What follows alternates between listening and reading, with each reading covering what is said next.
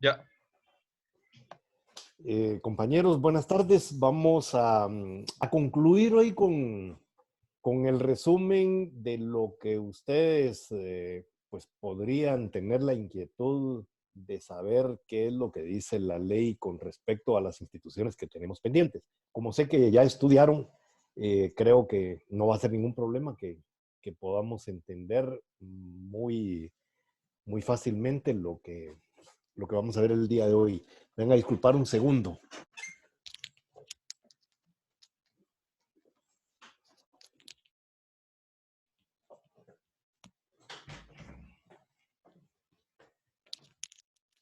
Se me olvida a veces cerrar el estudio como que estuviera solo. Bien, les dije en la clase anterior que dejaba pendiente el tema de la innovación, porque es un poquito complejo, no es nada difícil, pero cuando nosotros estamos hablando de innovación, entendemos que innovación es hacer nuevo algo. Y entonces por eso en el Código Civil se habla de esta institución, lo vamos a encontrar en la doctrina.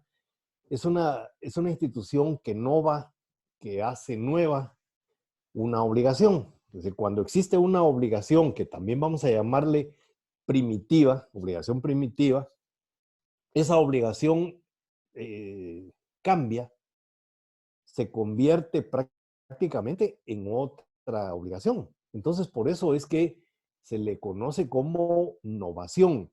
Y obviamente el efecto, como lo vamos a ver más adelante, es extinguir la anterior obligación porque están haciendo una nueva. Pero eso tiene su propia estructura y eso pues es lo que vamos a ver el día de hoy.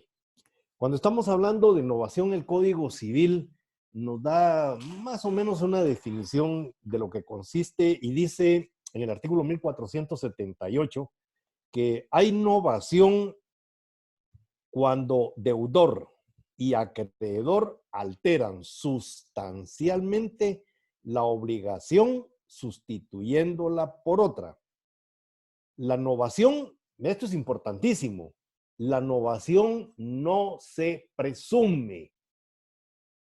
Es necesario que la voluntad de efectuarla resulte claramente del nuevo convenio o que la antigua y la nueva obligación sean del todo punto incompatibles. Sean de todo punto incompatibles. Vale. Vamos a ver un ejemplo muy sencillo. Si le pido a alguno de ustedes que me preste 100 quetzales y señalamos el plazo de aquí a una semana para pagarles, convenimos que no va a haber intereses, entonces tenemos ya una obligación. Pero el día de mañana le digo yo al compañero o más tarde, que me va a prestar esos 100 quetzales que ya convinimos, mire usted, fíjese que 100 quetzales no me alcanzan, présteme 500. Cuando acordamos que ya 100, sino que van a ser 500, hemos cambiado la obligación, porque la prestación cambia. Es decir, ya no estamos hablando de una obligación sobre 500 quetzales, perdón, sobre 100 quetzales, sino sobre 500. Entonces, aquí se produce una innovación, pero dice la ley que la innovación para que nazca la vía jurídica tiene que ser expresa, no se puede presumir. Si yo le pido a ustedes 100 quetzales y usted que me los presta, luego dice, no, al IC no le va a alcanzar esto, mejor le doy 500. Eso no es una innovación. Y para que haya innovación tiene que haber consentimiento de ambas partes. ¿Por qué?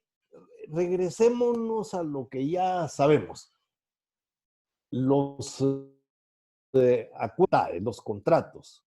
Cuando nace una relación obligacional, cuando nace a la vida jurídica un contrato, nace precisamente porque las partes se han puesto de acuerdo. Y nosotros sabemos que en nuestro derecho la mayoría de los contratos que tiene nuestro Código Civil son consensuales. ¿Qué quiere decir eso? Que nacen a la vida jurídica por el simple consentimiento. Entonces, si yo le pido a una persona que me preste 100 quetzales y la persona dice que sí y convenimos en las modalidades, en el tiempo, en el lugar, en la forma como se va a pagar, etcétera, etcétera, en ese momento ha nacido a la vida jurídica un contrato, aunque no me haya entregado el dinero. El solo hecho de que nuestras voluntades se hayan puesto de acuerdo hace que nazca a la vida jurídica ese contrato. Ya nació a la vida jurídica. Por lo tanto, si cambiamos de esos 100 quetzales a 500, pero dejamos vigentes las mismas modalidades que teníamos para el anterior, la realidad es que ese contrato primario que celebramos dejó de existir. Están haciendo un nuevo contrato. Por eso es que se conoce esta institución como la novación. Y como consecuencia de ello, se extingue el contrato anterior, se extingue la obligación anterior, dando nacimiento a una nueva obligación. A eso es entonces a lo que se refiere el Código Civil. En la clase anterior les decía yo a ustedes que en nuestro derecho no existe la novación subjetiva, solamente acepta la novación objetiva. Es decir, nuestro código acepta, nuestro derecho acepta que hay novación cuando cambia el objeto. Y si ustedes se recuerdan, cuando hablábamos del objeto, decíamos que el objeto de una obligación es la prestación, esa conducta que el deudor debe asumir frente al acreedor, que consiste en dar, hacer o no hacer. Entonces, ese objeto es el que cambia. Y al cambiar el objeto, entonces se produce la novación. El cambio de sujeto no es novación. Por eso es que vimos las otras dos instituciones que son la cesión de derechos y la transmisión de deudas. En esas instituciones vimos claramente cómo el cambio se produce en el sujeto. Cambia el acreedor en la cesión de derechos, cambia el deudor en la transmisión de deudas, pero el objeto sigue siendo el mismo. Entonces, por eso es que en nuestro hecho no se acepta la existencia de la novación subjetiva, como sí ocurre, por ejemplo, en el derecho mexicano. En el derecho mexicano y en Guatemala, en el derecho bancario. En el derecho mexicano, el cambio de sujetos es novación. Y en el derecho bancario en Guatemala, el cambio de sujetos es novación. El cambio de la tasa de intereses es novación. El cambio de lugar para recibir notificaciones es novación en el derecho bancario. Pero nosotros vamos a ver que en el derecho civil, la única forma que nuestro derecho acepta como novación es el cambio del objeto. Entonces, la pregunta, ¿en Guatemala existe dentro del derecho civil novación subjetiva? No, no la hay. No existe novación subjetiva. ¿Cuándo hay entonces novación? El artículo 1483, miren la redacción mala. Cuando la nueva obligación consista simplemente en añadir o quitar una especie, género o cantidad a la primera, los codeudores subsidiarios o solidarios no podrán ser obligados por el exceso. Eso se lo voy a explicar luego, pero vamos a ver por qué dije yo eso de simplemente, pongámosle atención. Miren, ahí, en ese artículo, está plasmado realmente la esencia de lo que es la novación. Es decir, ¿cómo así que simplemente quitar o añadir, no, esa es precisamente la naturaleza de la innovación, el cambio del objeto. Entonces, por eso yo les ponía a ustedes el ejemplo del dinero. La obligación que se contrajo es por 100 quetzales. Si modificamos esos 100 quetzales, si le añadimos otros 400, pues lo que estamos haciendo ahí es cambiando totalmente la obligación. Es decir, al cambiar la prestación, al cambiar el objeto, estamos cambiando la obligación. Entonces no es que simplemente sea, sino esa esencia de lo que es la innovación. Entonces, mucha atención con ese artículo. En cuanto a qué no constituye entonces innovación, si decimos que constituye innovación el cambio de objeto, ¿qué no es innovación? Y el código ahí nos refiere varios artículos, comenzando con 1481. El artículo 1481 dice: la prórroga del plazo de una deuda no constituye innovación, pero pone fin a la responsabilidad de los fiadores y extingue las garantías constituidas sobre bienes que no sean del deudor, salvo que los fiadores o los dueños de las cosas dadas en garantía acepten expresamente la prórroga.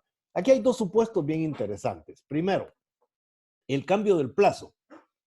Una prórroga al plazo no es innovación. Si tenemos una obligación a la que le pusimos una vigencia de un año, pero pedimos una prórroga y nos lo amplían a 2 años, esa ampliación, dice el artículo 1481, no constituye innovación, pero tiene efectos jurídicos. ¿Y cuáles son esos efectos jurídicos? Bueno, que las garantías se extinguen.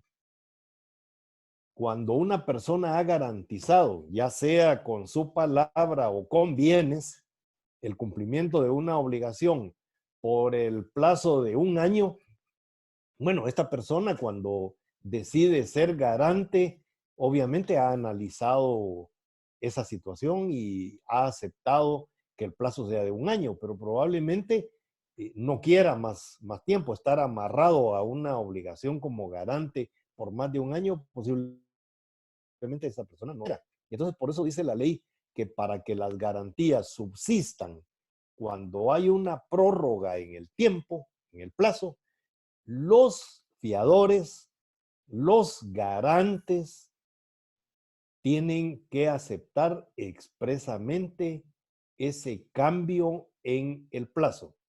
Si no aceptan el cambio del plazo, entonces las garantías se extinguen. Es decir, los fiadores o los garantes que no sean fiadores, ¿quiénes podrían hacer eso? Recuérdense, hay personas que pueden garantizar la obligación de un tercero con sus bienes, sin ser ellos fiadores, sino que aquí las garantías van a ser sobre su patrimonio. Todo eso queda fuera de la relación jurídica cuando no han aceptado expresamente la modificación del plazo. El artículo 1482 establece que la sola reducción del plazo no constituye innovación, pero no podrá cobrárseles a los fiadores que no hayan aceptado expresamente la reducción, sino hasta que expire el plazo primitivamente estipulado. Bueno, esto es lo contrario a lo que vimos en el artículo anterior. ¿En qué sentido? En el artículo anterior decíamos si se prorroga el plazo, es decir, si el plazo es de un año y lo convertimos en 2, las garantías quedan fuera. Pero si lo que hacemos es reducir el plazo, que en lugar de un año sean 6 meses, quedan fuera los garantes, queda fuera el fiador, la ley dice que no, es decir, no quedan fuera, pero no se les puede cobrar, dice, sino hasta que el plazo venza, es decir, hasta el año que se ha pactado en la obligación. Esto qué efecto puede tener en la vida práctica. Imaginemos que hemos celebrado un contrato con un plazo de 1 año y decidimos modificarlo y lo ponemos a 6 meses. Bueno, en 6 meses la obligación se vuelve líquida y exigible.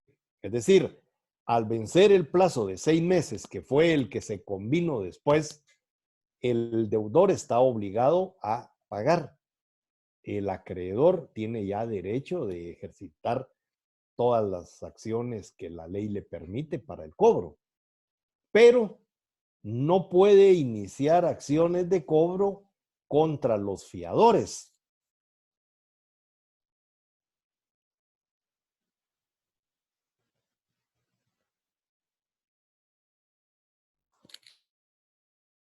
Eh, Me parece que nos quedamos sin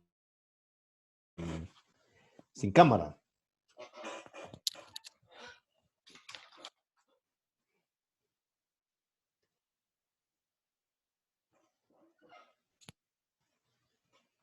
Ahí estamos. Lo que pasa es que ahora ya me acostumbré a que me miren en la pantalla, entonces si no salgo, no hay, ya no me siento cómodo. Vale, entonces establecíamos que si se reduce el plazo, los fiadores, los garantes, no podrán ser demandados antes del plazo que primitivamente se hubiera acordado. Es decir, a ellos se les podrá demandar hasta el vencimiento del plazo que inicialmente se pactó. A eso se está refiriendo el artículo 1482. Nada complicado. El artículo 1485 dice que la reducción del tipo de interés en las deudas consistentes en dinero y la reducción de rentas no constituyen novación. Y yo aquí le agregaría todavía la remisión, es decir, el perdón de intereses. La norma solo está refiriéndose al tema de los intereses. Muchas veces hemos visto en algunos préstamos que, aunque eso, la verdad, en la práctica con los bancos no ocurre. Con los bancos se supone que cuando prestan una cantidad, se fija una tasa de interés. Y esa tasa de interés puede subir o puede bajar, dependiendo de las circunstancias, dependiendo de cómo la Junta Monetaria pues ponga los techos sobre los intereses. Si por ley los intereses bajaran, los bancos tendrían que bajar. Pero en la práctica eso no ocurre, ¿verdad? Y debiera de ser así. Si los intereses por ley deben subir o si los intereses por ley deben bajar, entonces hay que acomodar esa obligación. Pero ese aumento o esa reducción de intereses, dice la ley, no constituye novación. ¿Por qué? Porque la prestación principal, el objeto de la obligación, no ha sufrido ninguna modificación. Es lo accesorio, en este caso, el interés. Y en el tema de las rentas igual. Es decir, si las rentas aumentan o disminuyen, tampoco eso, dice la ley, constituye novación. Y por último, el artículo 1487 dice que la novación no produce efectos si la antigua obligación era nula o estaba extinguida. La obligación simplemente anulable queda confirmada por la novación. Entendemos que una novación se da cuando la obligación primitiva es sustituida por una nueva obligación. Pero si esa nueva obligación por algún motivo fuera nula, si no estuviera dentro del derecho, entonces va a subsistir, dice la ley, la primitiva obligación. Desde luego, si se anula la segunda obligación, la primitiva queda vigente. Y aquí hay alguna cuestión interesante.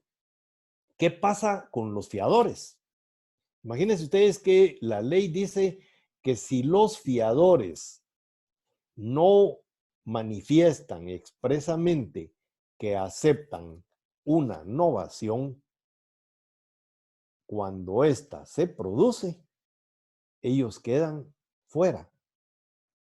Bueno, ¿qué sucede si la nueva obligación, la que los dejó fuera, se declara nula? Y dice la ley, todo regresa a su lugar de origen. Entonces, ¿qué pasa con los fiadores? Si subsiste la primitiva obligación, entendemos que todo sigue igual. Es decir, los fiadores, los garantes que habían salido por la nueva obligación, pues al declararse la nulidad de esta, regresan a ser fiadores o garantes de la obligación primitiva, porque la obligación primitiva recobra toda su validez. En cuanto a los efectos que produce la novación, el artículo 1479, ¿cuáles son esos efectos? Primero, dice que la novación extingue las garantías y obligaciones accesorias, a menos que el acreedor y deudor convengan expresamente en la reserva, pero no valdrá esta cuando la garantía la hubiere prestado un tercero que no acepte expresamente la nueva obligación. En ese tipo de préstamos, yo menciono los bancos porque conozco muy bien el tema. Yo trabajé muchos años para el sistema bancario y entonces sé cómo opera, pero también en lo privado.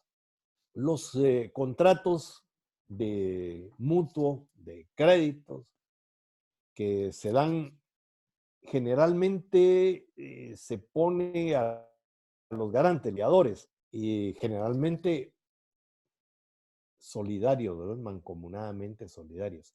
Y en la escritura, en el documento donde se plasma el contrato, generalmente uno pone que los fiadores lo serán por el plazo establecido o sus modificaciones. Cuando estamos hablando de sus modificaciones, les decía en el derecho bancario, ya estamos hablando de innovación.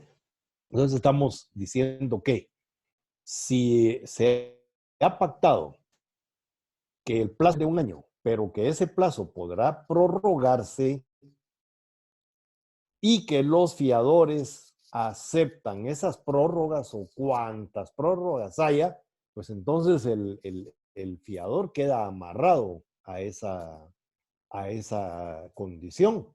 Y entonces, por eso es que la norma esta dice, los fiadores quedan fuera de la relación jurídica, pero si aceptan seguir siendo garantes de las prórrogas, pues entonces ahí quedaron amarrados, ¿verdad? Ahí sí no hay para dónde.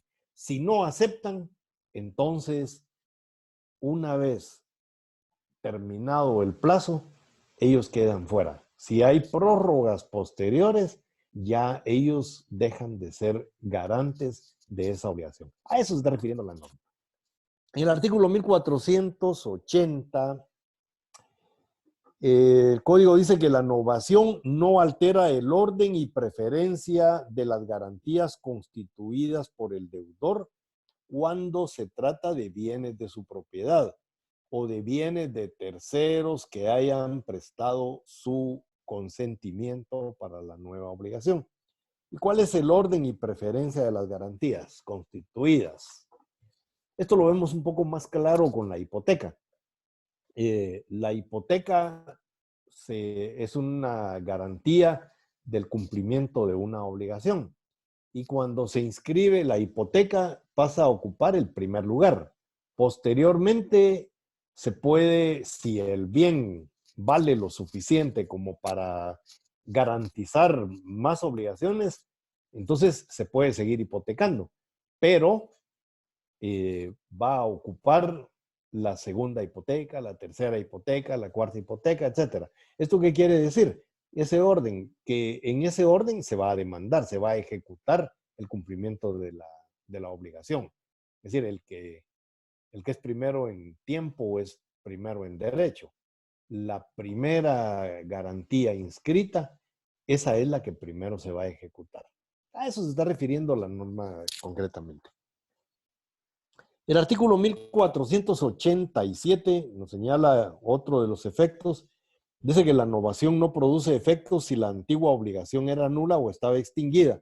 La obligación simplemente anulable queda confirmada por la novación. Esto ya lo habíamos explicado.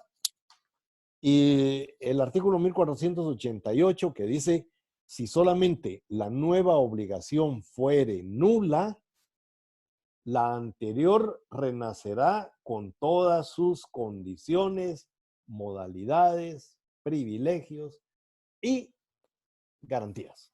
Bueno, así de una manera muy sucinta, señores, hemos dado lectura y explicado los artículos que se relacionan con la innovación. Espero que la hayan entendido. Por favor, léanme bien esos artículos. Yo sé que cuando los explicamos, pues quedan algunas dudas y como no estamos interactuando en vivo, es difícil que ustedes puedan comunicarse y plantearme las dudas en este momento, pero ya lo saben, ahí está mi correo electrónico. He recibido muy pocas dudas, lo cual a mí la verdad me parece bien, porque eso implica que los demás entendieron. De los 460 alumnos, solamente 10 alumnos me han manifestado dudas.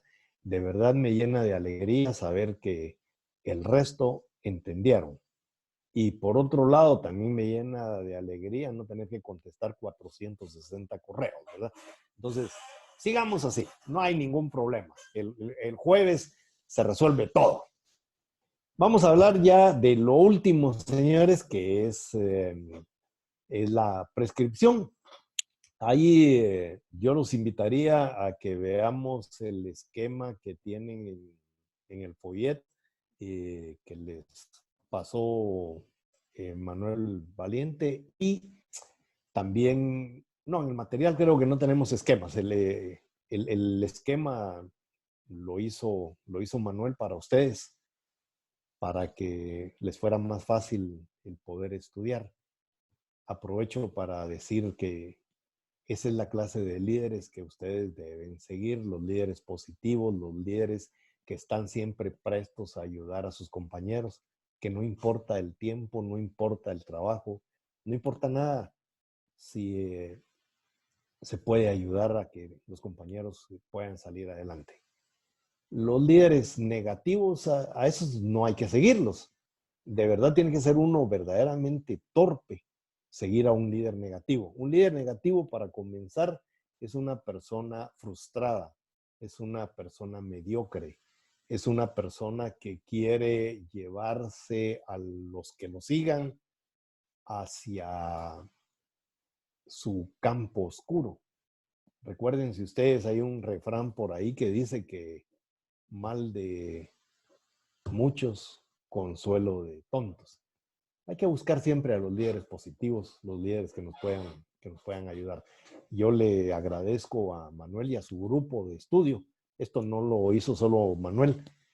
Hay varias personas que están trabajando con él, que están estudiando con él y se tomaron el tiempo para hacer estos esquemas para que ustedes pudieran asimilar mejor el curso. En ese esquema vamos a ver que en la prescripción tenemos una llave que habla de la adquisitiva positiva y de la extintiva negativa o liberatoria. De la primera, de la prescripción adquisitiva o positiva, no voy a tocarla porque ustedes ya la conocen en su curso de Derecho Civil 2, cuando vieron las formas de adquirir la propiedad. Ustedes se recuerdan de la usucapión. La usucapión vieron ya con bastante detenimiento cuáles eran todas sus características, etcétera, etcétera. Decían que una propiedad se adquiere por el transcurso del tiempo con algunos requisitos. Entonces, A esa usucapión se le conoce también como prescripción adquisitiva o positiva. De ella no vamos a hablar. Vamos a tocar únicamente el tema de la prescripción extintiva, negativa o liberatoria. Muchos tratadistas consideran que esta es la única prescripción que existe. A la otra le llaman usucapión. Nosotros la conocemos como prescripción positiva, ¿verdad? Adquisitiva. Cuando estamos hablando de la prescripción, debemos entender primero en qué consiste la prescripción. Sabemos todos que cuando hemos pactado una obligación con plazo, el tiempo de vigencia que tiene esa obligación va a estar determinado la exigibilidad del mismo precisamente por el vencimiento del plazo. Mientras una obligación tiene un plazo, mientras está vigente un plazo, no puede el acreedor utilizar la figura del cobro. Es decir, el acreedor tiene que esperarse hasta que la obligación se vuelva líquida y exigible. Y eso ocurre cuando vence el plazo o vence la condición, si la obligación fuera condicional. Pero en este caso, vamos a entender que el acreedor no puede ejercitar su acción de cobro sino hasta que el plazo vence. En ese momento la obligación es exigible. Y entonces, a partir de allí, el acreedor puede hacer uso del derecho para reclamar ese pago. Muchos acreedores son negligentes. No sabría decir qué es lo que pasa por la mente de un acreedor y sencillamente no cobra dentro del tiempo que debe hacerlo. Y entonces la obligación va caminando hacia la liberación, es decir, a convertirse en una obligación natural. Y nosotros sabemos que cuando una obligación es natural, es una obligación que carece de coercibilidad, es decir, ya no puede ser ejecutada en la vía judicial.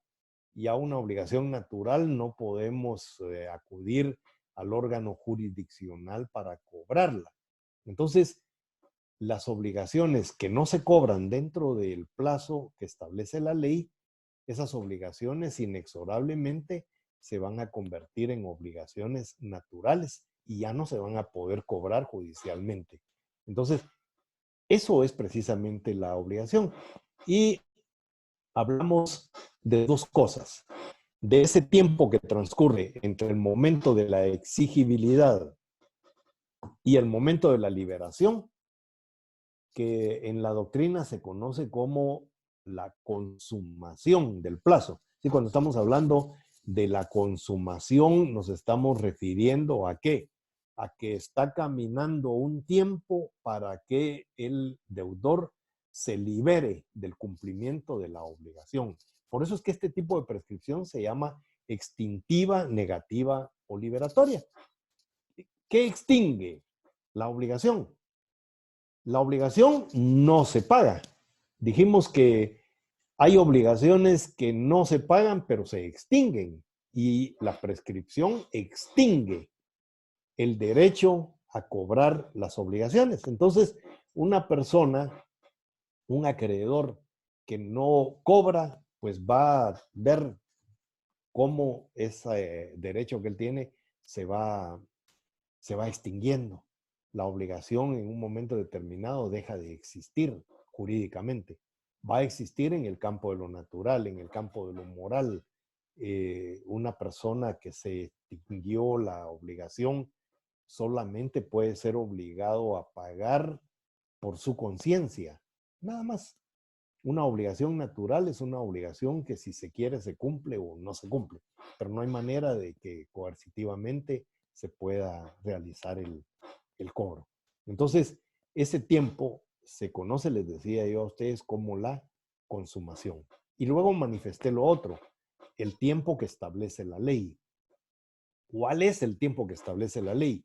Bueno, el Código Civil tiene varios plazos para que las obligaciones se puedan cobrar después de que son líquidas y exigibles.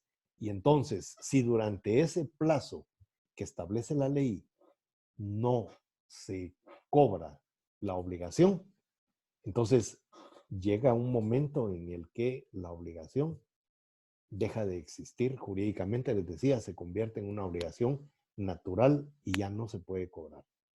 La consumación de la prescripción en el esquema que les hicieron los compañeros habla sobre la teoría de la realización o de la acción nata y la otra teoría de la lesión del derecho.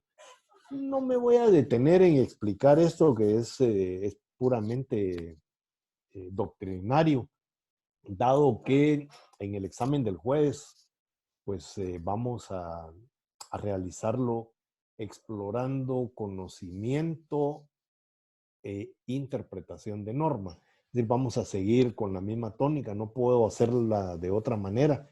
Cuando estamos en los exámenes presenciales es diferente. Ahí lo que yo analizo es cómo entienden ustedes la norma y los dejo que la expliquen en sus palabras. Entonces yo lo que evalúo ahí es precisamente si entendieron o no entendieron la norma. En este tipo de exámenes no me es posible hacerlo de esa forma. Entonces tengo que irme a las figuras que tenemos, que serían el falso verdadero, o la selección múltiple, o la completación. No elegí ninguna de las otras tres porque recuérdense ustedes que en las otras tres hay la aplicación de una formulita ahí que dice que por cada 3 preguntas malas les cobran una buena. Es decir, si alguien tiene 3 preguntas mal respondidas, el sistema inmediatamente les quita una buena. Entonces les va peor. En cambio, en esta, pues solamente tenemos 2 opciones, que es o está bien o está mal lo que ustedes respondieron. Es decir, es correcto o es incorrecto. Es falso o es verdadero. Y yo sé que eso complica a veces un poco porque lamentablemente no tenemos un desarrollo de nuestra lógica jurídica. Algunas personas nacen ya con una lógica desarrollada, otras no. Pero eso se puede corregir. El problema es que no lo queremos hacer. Lo he dicho en más de una ocasión. ¿Cómo vamos a mejorar nuestra lógica? Leyendo. Hay que leer mucho. Hay que trabajar algunas otras cosas, matemática. La matemática moderna nos ayuda muchísimo. Cuando yo no entiendo una norma, porque a veces no las entiendo, créanme. Cuando estoy analizando algún caso, cuando voy a presentar alguna acción, a veces no entiendo alguna norma. Entonces, ¿qué hago? La desmenuzo. Utilizo los diagramas de Venn que aprendí y que ustedes también aprendieron. Y entonces ahí comienzo a ordenar la norma para poder interpretarla. Utilizando un método científico, vamos de la deducción a la inducción o viceversa. Vamos de lo general a lo específico, de lo específico a lo general. Es decir, buscando siempre la manera de poder entender la norma. Yo sé que eso no se puede hacer en 3 minutos. Entonces, sí les pido que antes de contestar, analicen bien lo que están haciendo. Pueden estar en grupos, trabajo en el examen, trabajaron en grupo, ahí los tengo perfectamente ubicados y les fue mal incluso, porque se dejaban llevar por la mayoría. Eso no es, esto sí es. Al final predominó la mayoría y la mayoría no siempre tiene la razón. Entonces, debieran de trabajar ustedes solos, buscar las explicaciones. Y la otra, les decía, lo más vergonzoso para mis distinguidos colegas que, bueno, no me van a ver, solo van a estar haciendo el examen, Es vergonzoso que hayan perdido los exámenes que se metieron a hacer con sus parientes. Yo sé que lo hicieron, pero bueno, ahí, como les dije en la clase anterior, están las puertas de mi aula abiertas para que entren a recordar otro poco del derecho civil. No se les olvide que el derecho civil es la base de todo el derecho. El que sabe derecho civil no tiene problemas con los demás derechos. Bien, ¿qué dice la ley con respecto a la prescripción? Vamos a ver que no es tan complicado. Solo vamos a encontrar ahí un par de instituciones.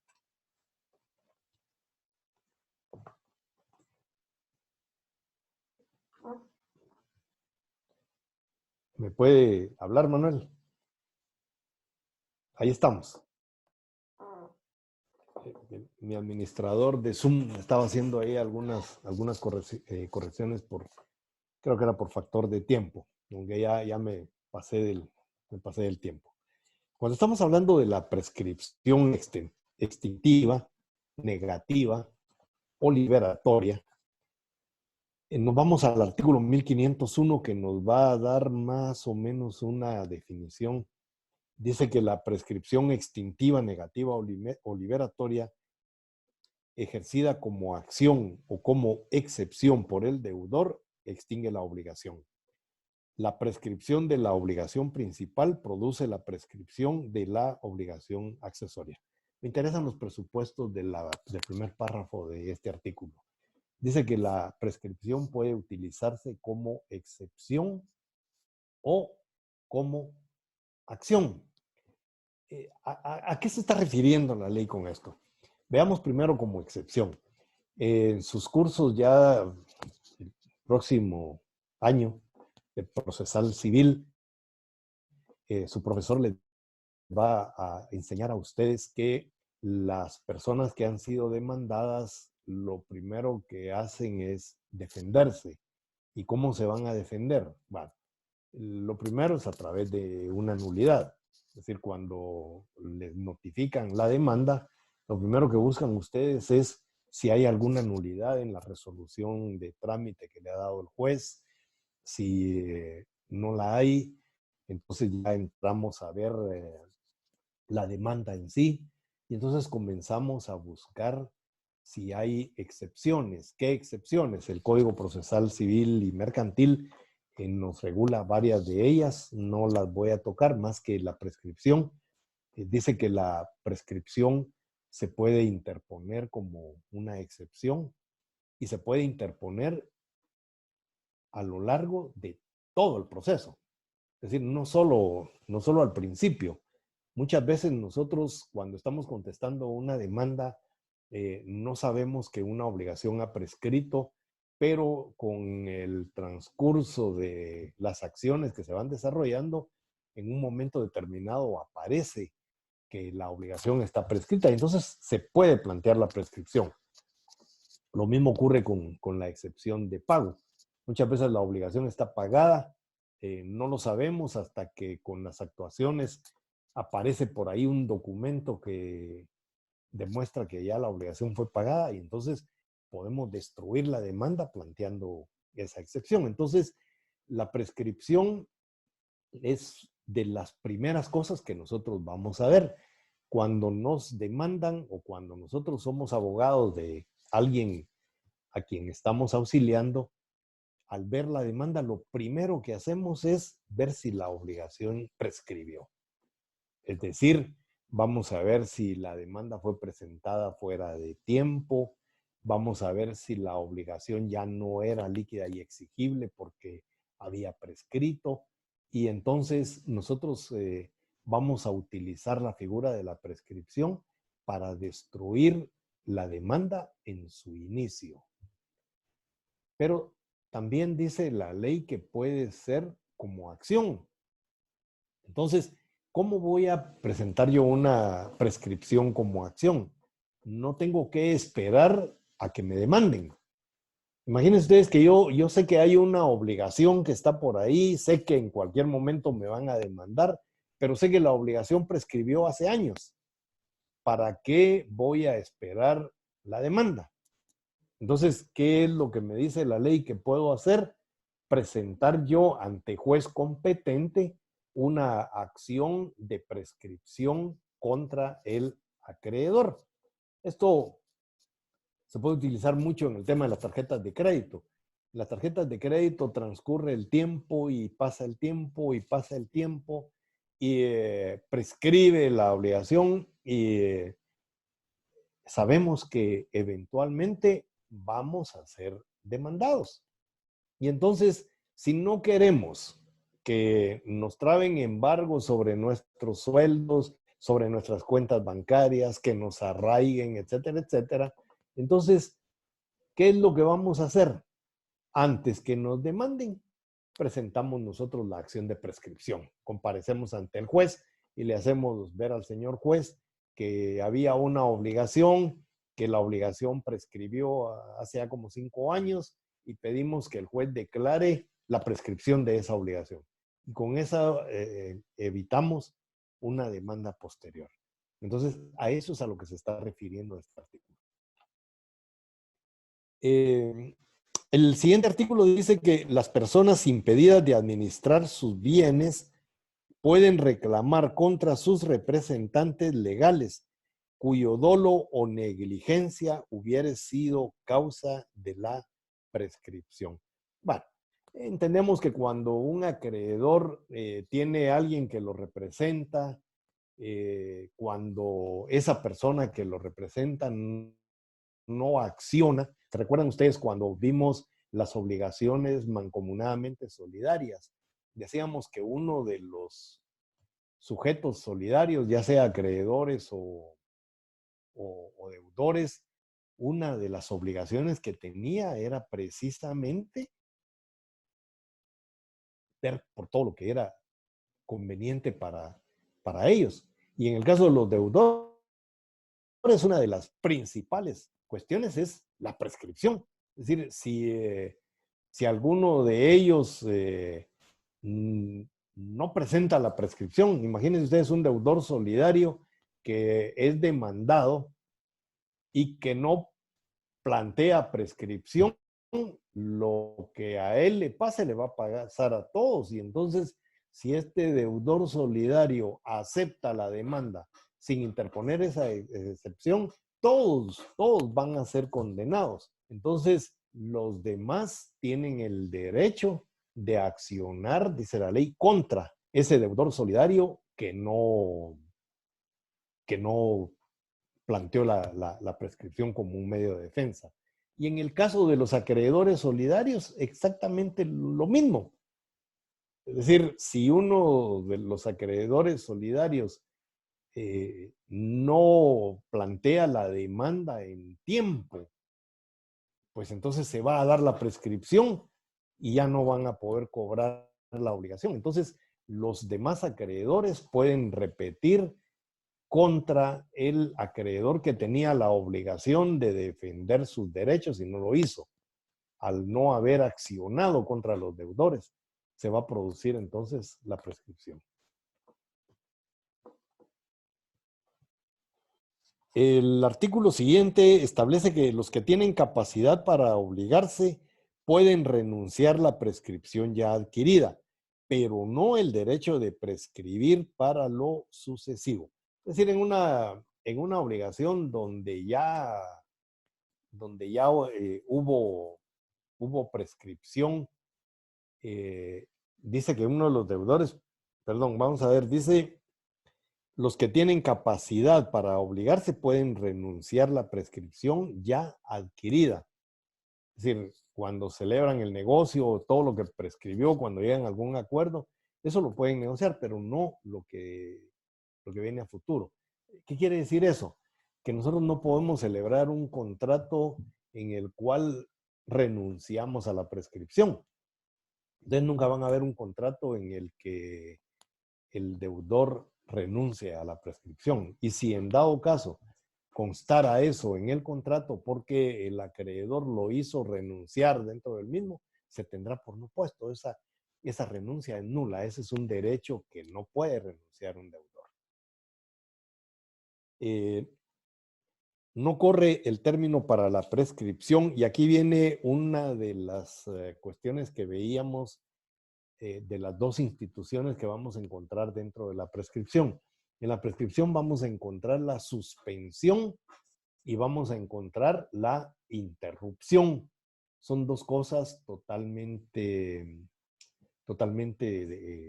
diferentes, pero muy importantes las dos. Cuando hay suspensión y cuando hay interrupción. En el artículo 1505 dice que no corre el término para la prescripción. Cuando dice que no corre el término para la prescripción, estamos hablando de la suspensión. Les recomiendo que ahí en su código a la par pongan suspensión de la prescripción para poder encontrarla siempre. Y entonces dice que no corre la prescripción. ¿En qué casos? Primero dice cuando los menores y los incapacitados durante el tiempo que estén sin representante legal constituido. Miren, esto es bien importante. Un menor de edad o una persona incapaz tiene que tener un representante legal, pero pudiera ser que ese menor o ese incapaz no tenga quien lo represente por un determinado tiempo. En el caso de un menor de edad que no vive con el papá, vive con la mamá, ¿quién ejerce la representación de él? Bueno, la guarda y custodia la tienen ambos. Y la representación de conformidad con la ley la tienen ambos cuando están casados y viven juntos. Pero ¿qué pasa cuando están separados o cuando no están casados? El menor de edad, la guarda y custodia la va a tener la persona con la que vive, que puede ser el papá, puede ser la mamá, a veces los abuelos. Y entonces ese menor de edad tiene derecho a ser alimentado. Pero pongamos el caso, si una situación casuística de que muere la mamá, que era quien tenía la representación, ¿quién ejercita la demanda? No hay quien. De conformidad con el Código Civil, le corresponde a la Procuraduría General de la Nación. Pero para que la Procuraduría General de la Nación pueda representar a un menor, primero tiene que saber que existe un menor que está en problemas, que tiene, es decir, que no tiene quien lo represente para que la Procuraduría pueda ejercer la representación. Mientras tanto, ha corrido el tiempo. Y entonces la pregunta que siempre me hacen y que todos le hacen a los abogados es que si se puede presentar un cobro de alimentos atrasados. Bueno, aquí tenemos la respuesta. Si el menor de edad no tenía quien lo represente, la prescripción se detuvo. Si el menor de edad tiene quien lo represente, entonces esa obligación sí va a prescribir y por ahí vamos a ver que la ley habla de 2 años. O sea, cuando una persona tiene representante legal y no ha cobrado los alimentos, estos van a prescribir en 2 años. Pero si ese menor no tiene quien lo represente, entonces se suspende.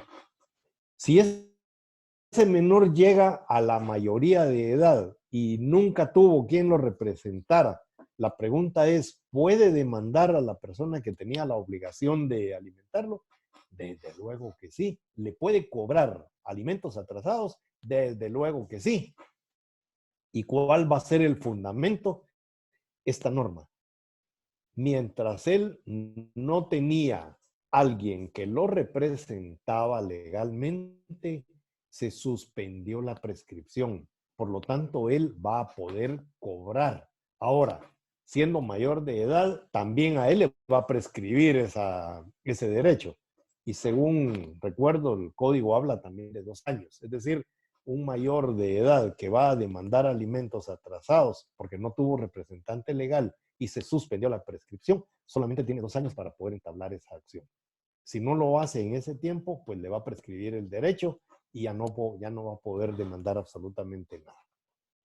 También dice, entre padres e hijos durante la patria potestad. Yo creo que esto es, aquí ya no hay ninguna duda.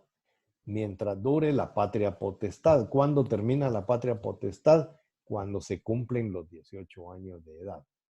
Por lo tanto, vamos a entender que ese menor de edad puede plantear un juicio de alimentos contra sus padres, los que tengan la obligación de alimentarlo.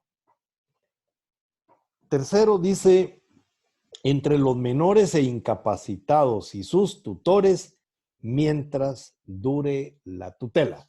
La misma situación.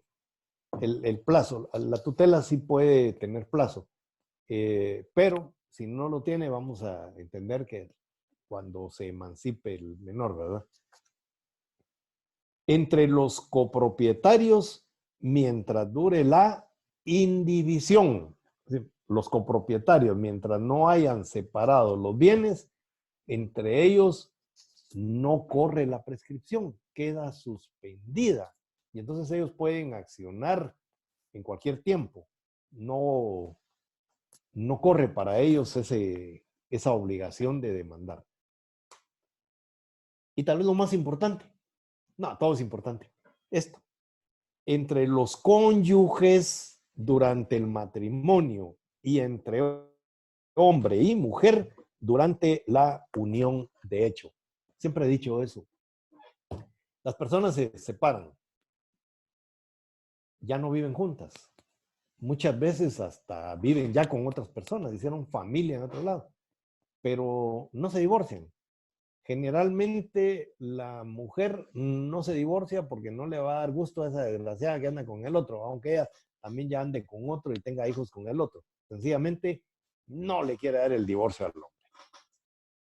Y los hombres generalmente no nos queremos divorciar. ¿Cuándo nos divorciamos o cuándo exigimos nosotros el divorcio y estamos ahí pataleando porque la mujer se divorcie? Cuando la mujer con la que vivimos nos comienza a presionar para que nos divorciemos. De lo contrario, nadie se divorcia. Estamos cómodos. Así como los hombres no nos interesa casarnos. Nos casamos porque nos exigen el matrimonio o porque hay limitaciones y no nos casamos. Y tampoco nos queremos divorciar. Entonces, la vida pasa ahí cómodamente. Pero eso tiene consecuencias jurídicas y consecuencias jurídicas a veces graves. Primero, no corre la prescripción entre cónyuges. Aunque ya no vivan juntos, no corre la prescripción. Es decir, cualquiera de los cónyuges pueden demandar.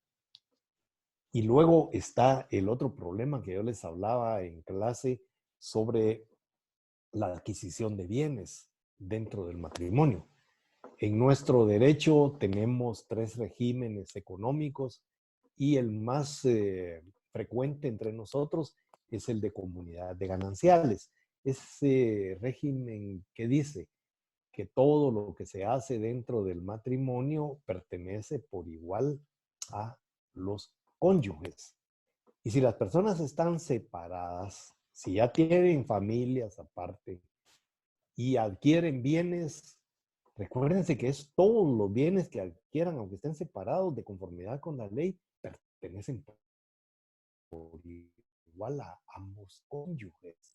Si yo adquiero bienes estando separado de mi esposa, esos bienes van a ser la mitad míos y la mitad ella. Ahora imagínense, si yo fallezco y ella tiene, yo también tengo mis hijos, pero yo he trabajado para ellos, no para los hijos del otro. Y yo fallezco,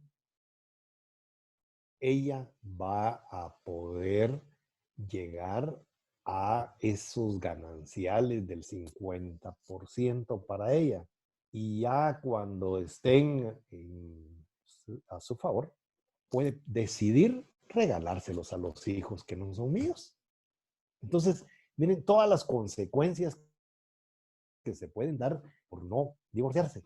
Yo soy enemigo del divorcio, es decir, yo he creído que si las personas se casan es porque han tenido pues la idea de morir juntos. Esa es la idea del matrimonio, ser una familia. Y por eso es que la frasecita que hasta que la muerte los separe es precisamente por eso, porque las familias se forman para vivir toda la vida. Pero si ya no se puede vivir con alguien, pues entonces la ley nos da esa salida que es precisamente el divorcio.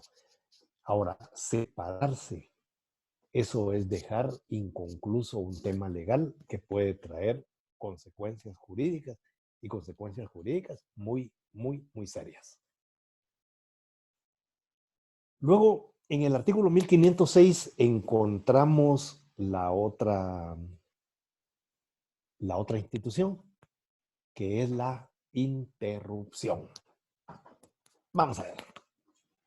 En la suspensión decíamos que la prescripción queda suspendida. El tiempo, esa consumación de la que hablábamos anteriormente, se detiene.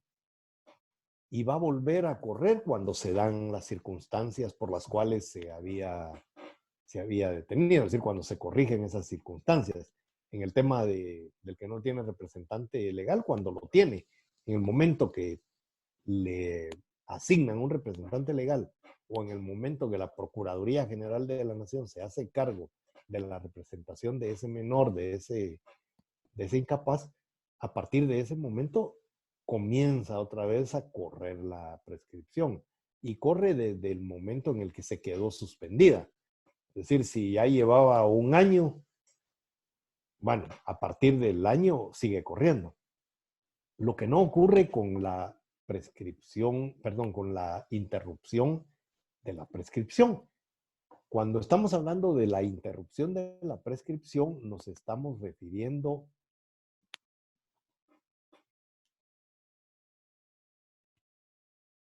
a... Cuénteme, Manuel, ¿qué pasó ahí? Ahí estamos.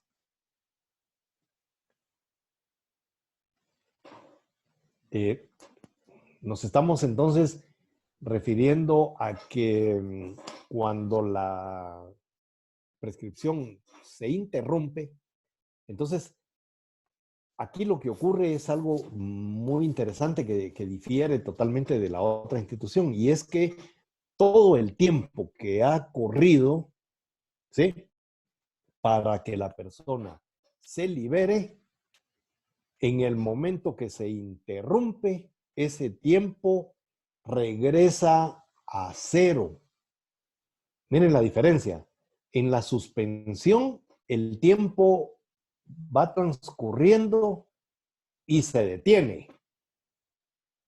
Comienza cuando las condiciones otra vez lo permiten, pero se queda detenido en el tiempo que haya transcurrido. En cambio, la inducción lo que hace es regresar todo el tiempo transcurrido a cero. Y a eso hay que tenerle muchísimo cuidado. La interrupción de la prescripción lo que hace es que una obligación que está por prescribir regrese a cero y otra vez comience a correr el tiempo. ¿Qué quiere decir eso?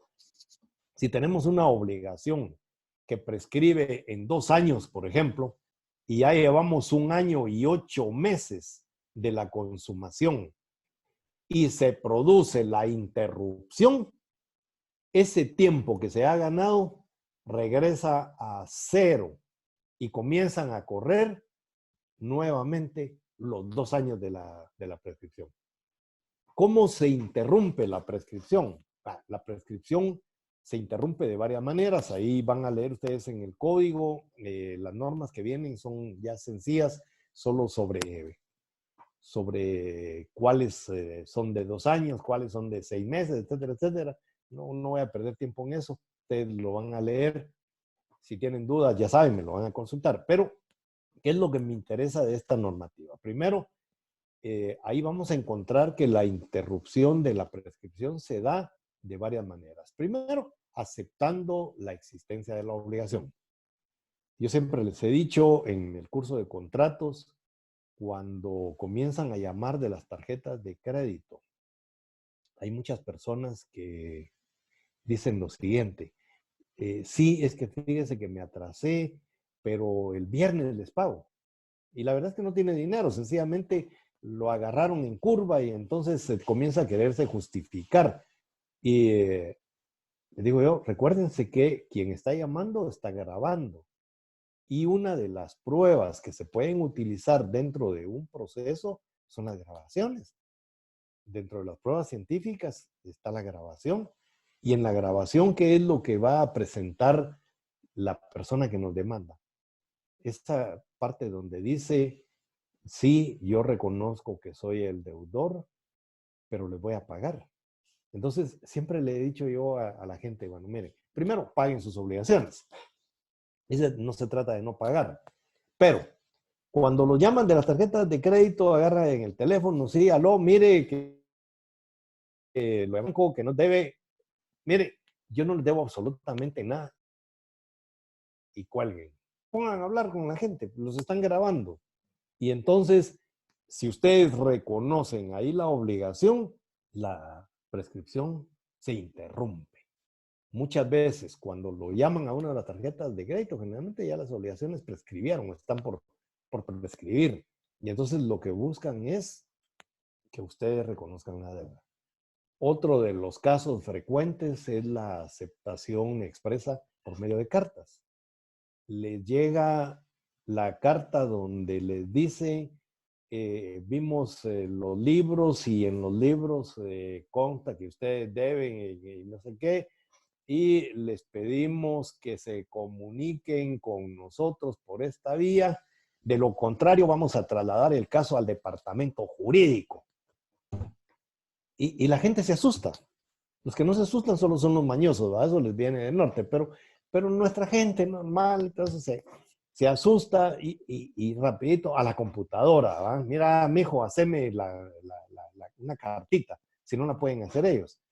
¿Y qué dice la cartita? La cartita dice: sí, señores, yo reconozco que les debo y todo eso, pero no he podido tener para el pago, y ahora con el coronavirus me dejaron sin trabajo, pero en cuanto tenga yo unos centavitos les voy a ir a pagar. La deuda está reconocida. Y por lo tanto, la interrupción de la prescripción. Y la otra que están utilizando, lo he visto yo con alguna frecuencia, es bastante discutible, es el tema de la notificación. Recuérdense ustedes que la notificación constituye requerimiento de pago. Y entonces, lo que han argumentado en las tarjetas de crédito es que en el momento que a uno le notifican, se interrumpe la prescripción. Eso no es cierto. Algunos jueces han resuelto a favor del accionante y no es correcto. Porque entonces, ¿para qué existe la excepción de prescripción? Es decir, la excepción de prescripción es precisamente para que la persona que sea demandada pueda plantear la misma. Y entonces, en el momento que una persona es demandada, pues lo que hace es plantear su excepción. Mire, la obligación ya prescribió y el juez tiene que resolver esa situación. Entonces, ¿cómo se produce la interrupción de la prescripción? Reconociendo la deuda. Bueno, esto se los digo no para que no cumplan, se los digo porque está en la ley. Y en el tema de las tarjetas de crédito, pues ahí sí que vamos a tener que aplicar un poco el tema de Robin Hood, ¿verdad? Ya saben ustedes, pero bueno. Quiero tal vez referirme al artículo 1508 nada más. Y el artículo 1508 dice que la prescripción extintiva se verifica en todos los casos no mencionados en disposiciones especiales por el transcurso de 5 años contados desde que la obligación pudo exigirse. Y si ésta consiste en no hacer desde el acto contrario a la obligación. En nuestro Código Civil vamos a encontrar muchas prescripciones, muchas de las instituciones que hemos estudiado y que vamos a estudiar en contratos tienen prescripciones.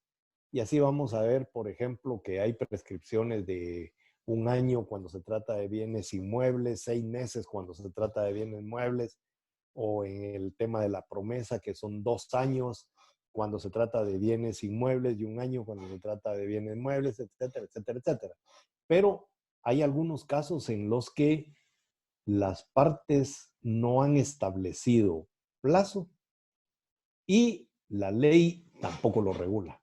Entonces dice el artículo 1508, en aquellos casos en los que las partes no han señalado plazo y aquellos casos en los que la ley no lo señala expresamente, la prescripción se entenderá que es de 5 años, tal y como lo dice el artículo 1508. Bien, aquí voy a dejar la clase.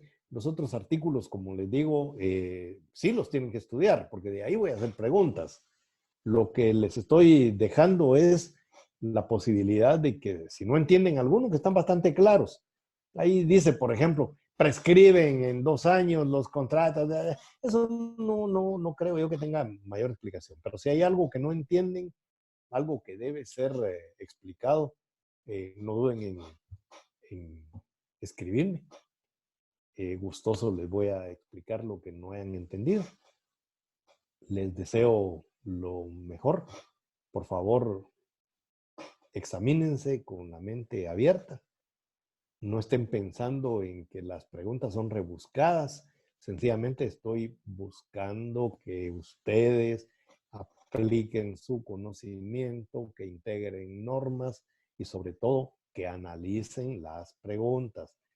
Por eso es importante que lean cada norma para ver si la entendieron bien. Y recuérdense, una palabra puede cambiar el significado del enunciado. Entonces, no se vayan con la finta. Y espero que a todos les vaya bien, ganen sus clases y sigan descansando. Se me cuidan.